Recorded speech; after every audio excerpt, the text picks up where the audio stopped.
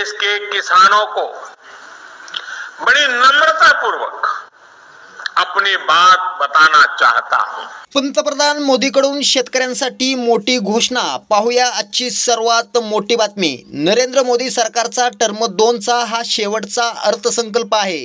निवडणूक वर्ष असल्यामुळे हा अर्थसंकल्प शेवटचा आहे। एप्रिल मे महिन्यात लोकसभेच्या निवडणुका होणार आहेत, यामुळे शेतकऱ्यांना चांगलं गिफ्ट देण्याची योजना मोदी सरकारने तयार केली आहे।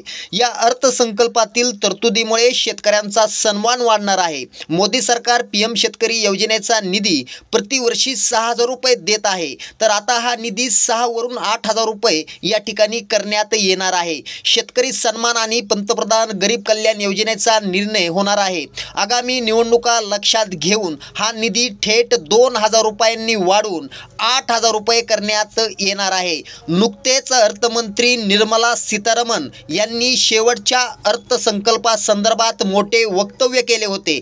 हा अर्थसंकल्प वोट ऑन अकाउंट म्हणजे 2 महिन्यासाठी असणार आहे, त्यामुळे शेतकऱ्यांना मोठा दिलासा मिळाला आहे।